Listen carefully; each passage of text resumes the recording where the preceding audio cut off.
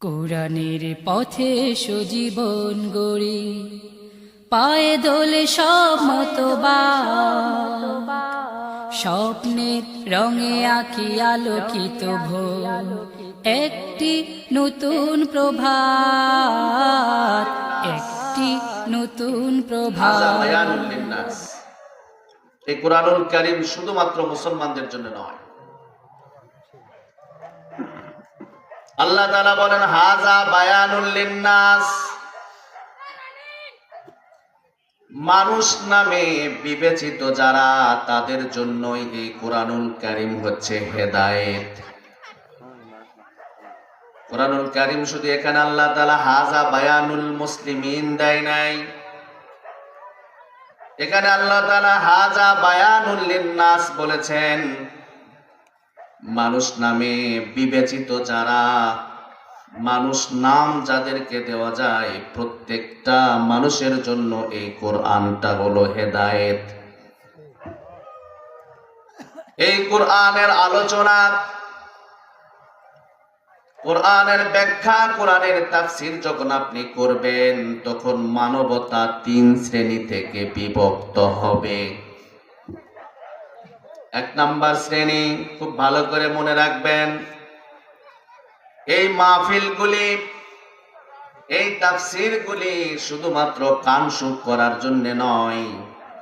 এই তাফসীরের মধ্য থেকে যদি আপনি পূর্ণ উপকার পেতে চান, তাহলে প্রত্যেকটা কথাগুলো আপনার প্র্যাকটিক্যাল লাইফে আমল করার নিয়ত থাকতে হবে।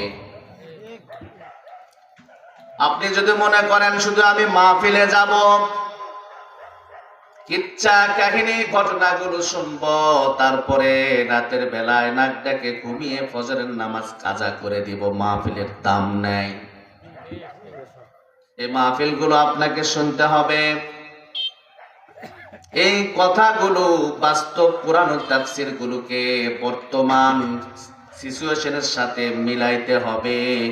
ওখান থেকে শিক্ষা নিয়ে আপনাকে প্র্যাকটিক্যাল লাইফে আমল করতে হবে। যদি প্র্যাকটিক্যাল লাইফে আপনি আমল করতে পারেন, আমল করার যদি প্রতিজ্ঞাবদ্ধ হতে পারেন, তাহলে মাহফিলগুলো সার্থক। আর যদি আমল করার মতো যদি আপনার মন মানসিকতা না থাকে, তাহলে এই মাহফিল করে, এই টাকাগুলো খরচ করে কোনো লাভ নাই। এই জন্য কোরআন শোনার পর থেকে মানবতা 3 শ্রেণী থেকে বিভক্ত হয়ে যায়। 1 নাম্বার শ্রেণী হচ্ছে, কিছু কিছু মানুষ আছে কোরআনুল কারীম শোনার পরে তারা বিভিন্ন রকমের ট্যাগ লাগিয়ে মাহফিল থেকে চলে যায়। কিছু মানুষ আছে কোরআনের মাহফিলে বাধা দেয়, কোরআনের তাফসীরে বাধা দেয়, কোরআনের শিক্ষায় বাধা দেয়। আল্লাহর ভাষায় যারা কোরআনুল কারীমের তাফসীর মাহফিলে বাধা দেয়, প্রকাশ্যভাবে, ওপেন ভাবে, প্রাণ খুলে উলামায়ে কেরামদেরকে কোরআনের কথা বলতে দেয় না, এরা কাফের। এটা আমার কথা, আল্লাহ তাআলা কোরআনুল কারীমের মধ্যে বলেন, সূরা হামিম সিজদা 24 নাম্বার পারা, 18 নাম্বার পৃষ্ঠা, 26 নাম্বার আয়াতে আল্লাহ তাআলা বলেন, ওয়াকালাল্লাযীনা কাফারু লা তাসমাউ লিহাযাল কুরআনি ওয়ালগাউ ফীহি লাআল্লাকুম তাগলিবুন। সূরা হামিম সিজদা 24 নাম্বার পারা, 18 নাম্বার পৃষ্ঠা, 26 নাম্বার আয়াত। আল্লাহ তাআলা বলেন, ওয়াকালাল্লাযীনা কাফারু, ওগো নবী আপনি কি জানেন কাফের কারা? লা তাসমাউ লিহাযাল কুরআন, ওরা কোরআন শোনে না, কোরআনের তাফসীর শোনে না, কোরআনের আলোচনা শোনে না। ওয়ালগাউ ফীহি লাআল্লাকুম তাগলিবুন, শুধু শোনে না এতটুকু নয়, যেখানে তাফসীর হয় ওখানে গিয়ে বিভিন্ন প্রকারের গন্ডগোল করে বাধা তৈরি করে। এরা হলো মুখোশধারী কাফের। এদের লেবাসটা মুসলমানের মতো হলেও কিন্তু এরা আল্লাহর আদালতে আল্লাহর থিওরি আল্লাহর নিয়ম অনুযায়ী যদিও এদের পোশাক পাঞ্জাবি হয়, মুখে যদি দাড়িও থাকে, কিন্তু কোরআনে বাধা দেওয়ার কারণে আল্লাহর আইনে তারা কাফের। তাহলে 1 নাম্বার কোরআন মানবতা। কোরআন শোনার পর থেকে মানুষ 3 শ্রেণী থেকে বিভক্ত হয়। তার 1 নাম্বার শ্রেণী হলো যারা কোরআন নিজে শোনে না কিন্তু কোরআনের তাফসির মাহফিলে বাধা দেয়, তাফসির মাহফিল বন্ধ করার চেষ্টা করে, যেটা বিগত 15.5 বছরে করেছে। আল্লাহর আদালতে আল্লাহর অনুযায়ী আল্লাহর থিওরি অনুযায়ী এরা কি চিল্লায় বলেন?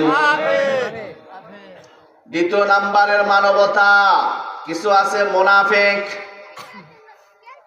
এটা আমার কথা না, সূরা মাইদা 7 নাম্বার পারা 1 নাম্বার পৃষ্ঠা 82 নাম্বার আয়াতে আল্লাহ তাআলা বলেন, ওয়াইজা সামিউ মা উনজিলা ইলার রাসূলি তারা আ'য়ুনাহুম তাফিদু মিনাত তামঈ মিম্মা আরাফু মিনাল হাক্কি ওয়া ইয়াকুলু রাব্বানা আমান্না ফাকতুবনা মা'আশ শাহিদিন। وَإِذَا قِيلَ لَهُمْ تَعَالَوْا إِلَى مَا أَنزَلَ اللَّهُ إِلَى الرَّسُولِ رَأَيْتَ الْمُنَافِقِينَ يَصُدُّونَ عَنكَ صُدُودًا। সূরা নিসা 5 নাম্বার পারা 7 নাম্বার পৃষ্ঠার 61 নাম্বার আয়াতে আল্লাহ তাআলা মুনাফিকদের পরিচয় ওপেন করেন। মুনাফিক কারা? ওয়াইজা কিলা লাহুম তাআলাউ ইলা মা আনজালাল্লাহু ইলার রাসূল। এই মুনাফিক চিহ্নিত আপনাদেরকে করতে হবে, খুব ভালো করে দেখেন মুনাফিক কারা। যারা কোরআন শুনবে, কোরআনের মাহফিলে আসবে, কিন্তু শোনার পরে দেখবে আমি যে আশা নিয়ে আসছিলাম আমার আশা পূরণ হচ্ছে না। হুজুর যে সমস্ত কথা বলতেছে সেটা তো সব আমার বিরুদ্ধে চলে যায়। তো ওখান থেকে উঠে যে এই মাহফিল থেকে সে চুপটি মেরে পিছন দিক থেকে উঠে যাবে, আর যাওয়ার সময় এই কথাগুলো তার মুখ থেকে বলবে, এটা কি ওয়াজ না রাজনীতি? এটা মুনাফিক, ভালো করে খেয়াল করবেন। ওরা মাহফিল শুনতে আসবে, কোরআনের তাফসীরও শুনবে, আসবেও। যদি হুজুরের কথাগুলো মুফাসসিরের কথাগুলো তার অনুযায়ী না হয়, তার বিপক্ষে সে যে অপকর্ম করে, সে অন্যায়ের সাথে জড়িত, এগুলো যখন প্রকাশ পেয়ে যাবে সে মাহফিল থেকে উঠে যাবে আর বলবে, এটা কি হুজুর হলো? এটা কাক নিয়ে আসছে, আগেরটাই ভালো ছিল, এটা তো রাজনীতি করতেছে, এটা তো ওয়াজ নাকি? এরা আল্লাহর আদালতে আমার কথা না, আল্লাহ নিজেই বলতেছেন এরাই হলো আমার দৃষ্টিতে মুনাফিক। আর মুমিন কার? আল্লাহ তাআলা বলেন, ওয়াইজা সামিউ মা উনজিলা ইলার রাসূলি তারা আ'য়ুনাহুম তাফিদু মিনাত তামঈ মিম্মা আরাফু মিনাল হাক্কি ওয়া ইয়াকুলু রাব্বানা আমান্না ফাকতুবনা মা'আশ শাহিদিন। আল্লাহ তাআলা মুমিনের পরিচয় ওপেন করতেছেন, শোনেন মুমিন কারে বলে। ওয়াইজা সামিউ মা উনজিলা ইলার রাসূল, ওগো নবী, যখন আপনি তাদের সামনে কোরআনের ব্যাখ্যা করবেন, কোরআনগুলো সুন্দর করে ব্যাখ্যা করে তাদেরকে বোঝাবেন, দেখবেন কিছু মানুষ আছে চাতক পাখির মতো আপনার দিকে চেয়ে থাকবে। কোরআনের ভালোবাসা নিয়ে, কোরআন আল্লাহর কথা, এই আল্লাহর কথা শোনার জন্য আবেগ আপ্লুত হয়ে কোরআনের পাখিদের দিকে মায়াবী নজরে অবাক চিত্তে যখন তারা চেয়ে থাকবে, তারা আ'য়ুনাহুম তাফিদু মিনাদ দামঈ মিম্মা আরাফু মিনাল হক। ওকে দেখবেন, ওগো নবী, অজান্তে কোরআনের তাফসীর শুনতে শুনতে তাদের চোখ থেকে বৃষ্টির ফোঁটার মতো পানিগুলো টপ টপ করে জমিনের মধ্যে পড়তে থাকবে। মাহফিল যখন শেষ হয়ে যাবে, ওরা যখন দোয়া করে মাহফিল থেকে উঠে যাবে, তখন কাউকে বলা লাগবে না, ওরা নিজেই বলবে ইয়াকুলু রব্বানা আমান্না, ওগো আল্লাহ আমরা আপনার উপরে ঈমান আনিলাম, ওয়াফাকতুবনা মা'আশ শাহিদিন, এবং আপনার একত্ববাদের যারা সাক্ষী দিয়েছে আপনি তাদের সাথে দয়া করে আমাদের নামটাও লিখায়া নেন। এরাই হলো মুমিন। আর এক জায়গাতে আল্লাহ তাআলা বলেন, ইন্নামাল মুমিনুনা আল্লাযীনা ইযা যুকিরাল্লাহু ওয়াজিলাত কুলুবুহুম ওয়া ইযা তুলিয়াত আলাইহিম আয়াতুহু সাদাতুহুম ঈমানা। মুমিন কারা জানেন? আল্লাহ পরিচয় দিচ্ছে, আমার কথা না। আপনি যদি মুমিন নিজেকে দাবি করেন তাহলে আল্লাহর পরিচয়ের সাথে আপনার পরিচয় মিলা লাগবে। যদি আল্লাহর পরিচয়ের সাথে আপনার পরিচয় না মিলে তাহলে আপনি নিজেকে মুমিন বলতে পারেন, কিন্তু আল্লাহর দৃষ্টিতে আপনি মুমিন না। আল্লাহ পরিচয় দিচ্ছে মুমিন কারে বলে, ইন্নামাল মুমিনুনা আল্লাযীনা ইযা যুকিরাল্লাহ। মুমিন বান্দাদের সামনে যখন কোরআন তিলাওয়াত করা হবে, কোরআনের ব্যাখ্যা করা হবে, কোরআনের তাফসীর করা হবে, ওয়াজিলাত কুলুবুহুম, তাদের কলবটাকে থরথর করে কাঁপতে থাকবে, আল্লাহর ভয়ে অন্তরে কম্পন তৈরি হয়ে যাবে।